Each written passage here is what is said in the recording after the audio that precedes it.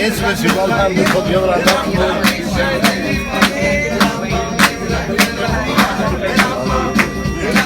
Every day.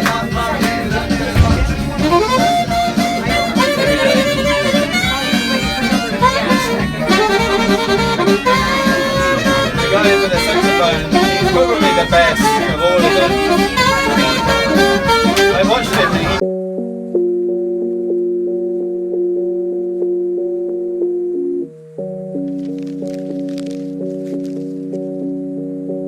It's only one side of the story. The other side is the quiet bureaucratic procedures that were going on in the offices of the inspectorate. It's a very, very important part of the story, and it reflects the fact that Sachsenhausen then was a concentration camp for the capital city, so it had extra roles that you don't find in any of the other camps. Okay, any questions before we go on? So he was saying that, do you want to get in this? Do you want to explain? I really don't. Okay. So he was saying that this building right here is basically where all the jurisdiction between the concentration camps and the extermination camps existed. So he was saying that he could go to other concentration camps and give the same tour because the legislation that was passed there, so punishments, rationings, development of the sites was all from this building. So it played an important part in all of the concentration camps and extermination camps.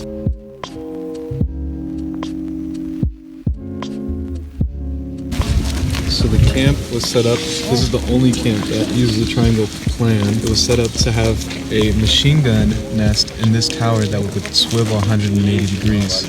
But they realized that expansion was too hard. You'd have to bust a wall and like reconfigure everything, and you can already see right here, the 180 doesn't work in this area. Corrupt they were.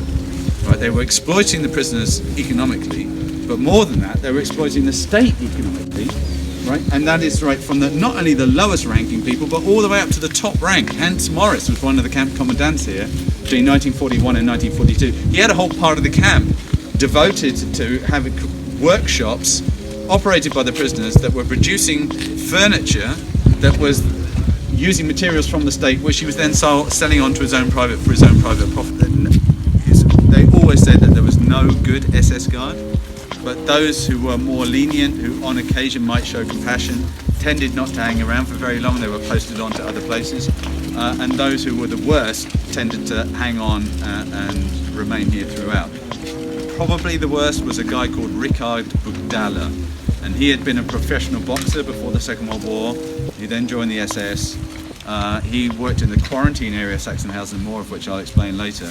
And after the end of the Second World War, there were enough survivors in Sachsenhausen to have eyewitness testimony to 600 murders by this man alone, right? Through kicking people, beating them up, suffocating them, spraying them with cold water and sub-zero temperatures. Today is a perfect day for guiding. We've got 13 degrees, the sun's coming out. In the winter it gets pretty nasty here. We get down to minus 18, minus 20 degrees centigrade. The SS used the cold to kill. And then in the summer it gets super hot as well. It gets up to 38, 40 degrees centigrade during the summer here. Very oppressive heat.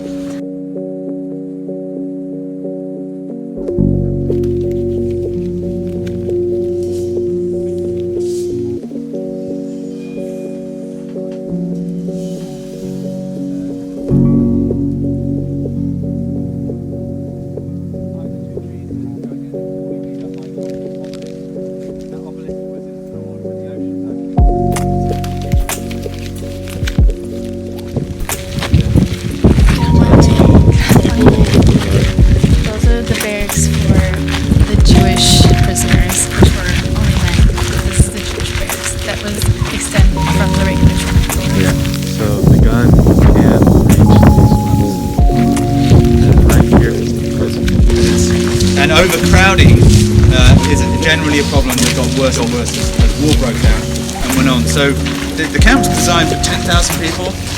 The highest census that we have here from 1944 is of 47,000 people inside an area designed for 10,000. And the survivors talk about, in some cases, that you can have as many as 500 or more people stuffed into one of these things. And how that worked out is that, well, the sleeping arrangements, 9 people on each bunk bed. So 3-tier bunk bed, 3 people sleeping on each tier. To fit them all in, they have to lie on their side, squashed up against one another, 3 on each tier. Then people sleeping all over the floor. And again, to fit them all in, they'd have to lie on their sides, packed up against one another. Furniture in the day room would be cleared away, and everyone sleeping across the floor there as well, also lying on their side. And of course, under these circumstances, it was entirely impossible to get up during the night and use the toilet with the obvious sanitary consequences of that. During the winter, because it's so cold here, it gets down to -10, -15. Many of the building activities had to cease as a result, and the prisoners say that on these days then, they'd just be forced to stand inside their barracks, stand to attention the whole day, from roll call in the morning through to roll call in the evening. The Holocaust, the systematic extermination of the Jews in Europe. And this anti-Semitic feeling is one that Hitler was absolutely obsessed with. And of course, Hitler was not alone. In fact, Germany was not alone in this. By the time of the Second World War, anti-Semitic, anti-Jewish feeling was something that was common throughout Europe, including Britain and indeed the United States. And anti-Semitism is something that goes back many hundreds of years, all the way back to the Roman period and beyond. But something specific happened in Germany in the late 19th century. Germany was created in 1871, and the first manifestation of Germany, the laws of Germany, were actually extremely progressive towards Jews. Equal rights for Jews. Jews were allowed to obtain public office.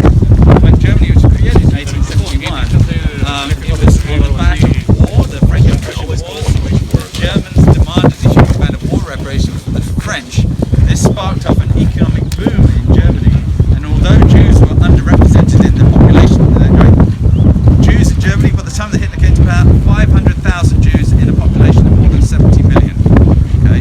Less than 1% of the population of Germany were Jewish. But in the late 19th century, Jewish entrepreneurs and businessmen did particularly well in this economic boom and ended up being overrepresented amongst the wealthy. And this led to general resentment amongst the German population.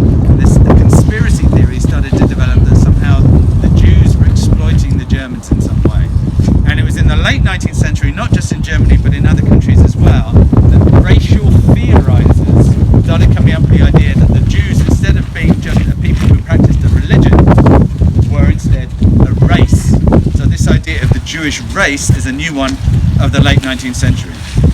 And by the time of the First World War, the conspiracy theory in Germany had developed an international conspiracy of Jews, especially Jewish financiers working in the United States, were responsible for the beginning of the First World War, for starting the First World War. Amongst the far right in Germany, by the end of the First World War, there was a theory that the Jews had conspired to lead to Germany losing the First World War, and somebody who wholeheartedly believed in all this was Hitler.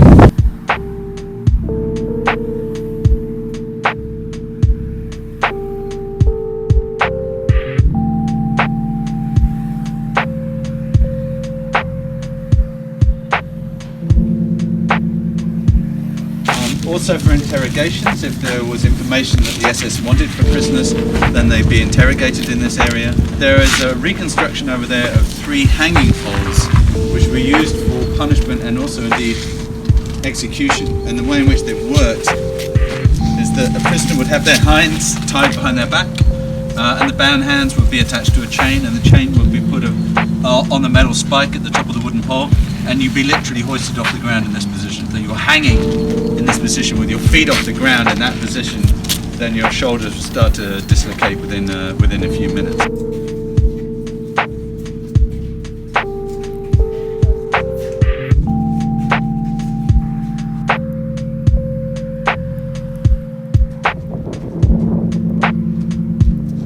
So the striped uniform was introduced then in the spring of 1938. Prior to that, then the Nazis just gave the prisoners whatever surplus uniforms they had. And striped uniform was basically in the case of escape, so any prisoner that was escaped running across a field at a great distance, you could still recognise this as a concentration camp prisoner because of the stripes. And then also in 1938 they introduced then the triangle system, the coloured triangles as a categorisation system for the prisoners.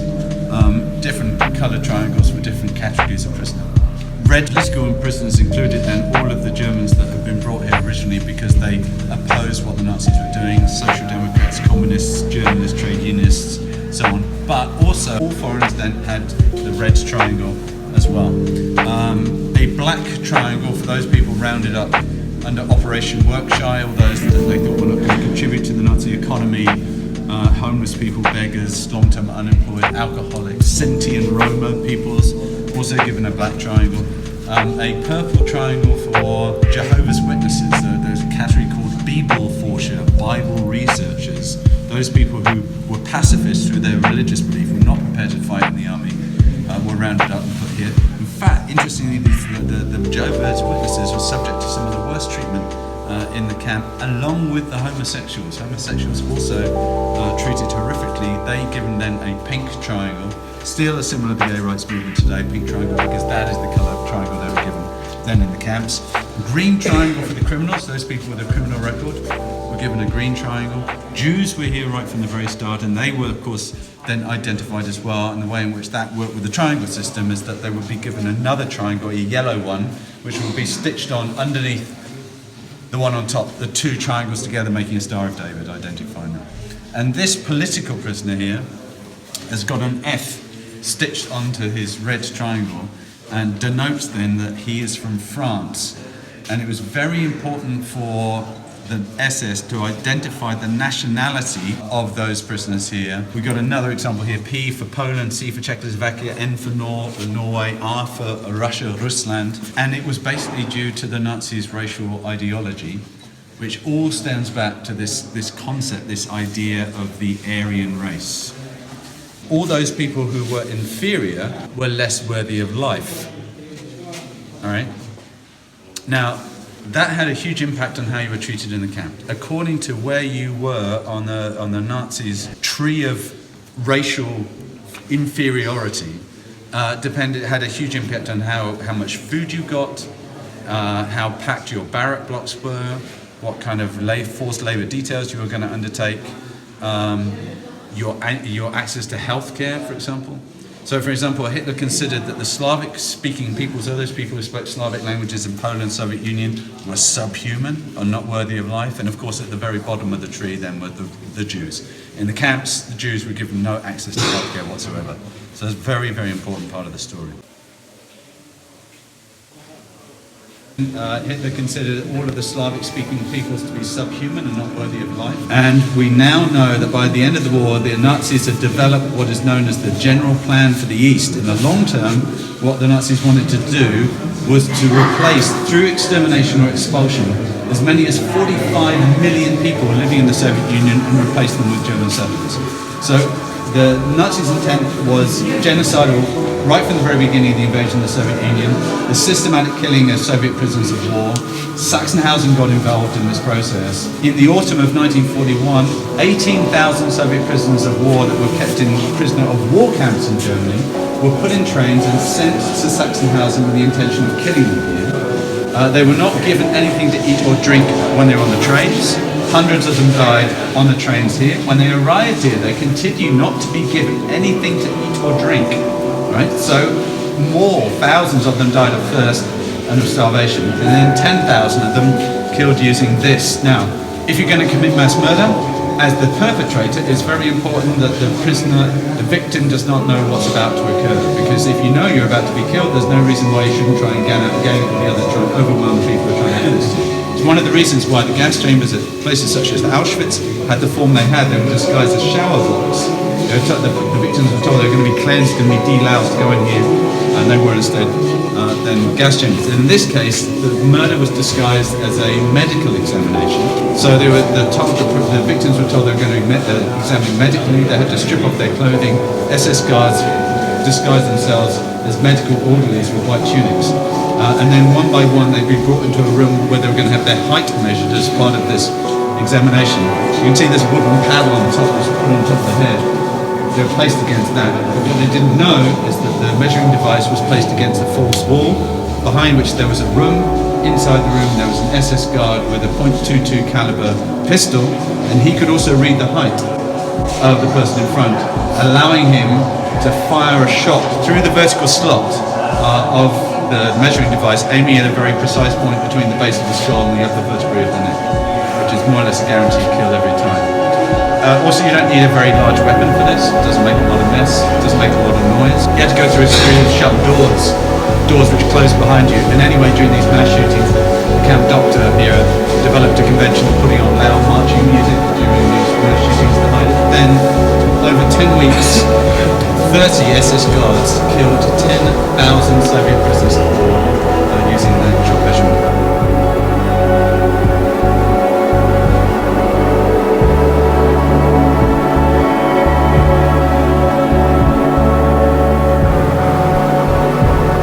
Red triangles because the socialist state was only really memorializing the political prisoners here, especially the communists. That's why we only have red triangles at the base of it. Then there's a statue group of a heroic Soviet soldier liberating two of these communist freedom fighters that were imprisoned then by the Nazis in the camps.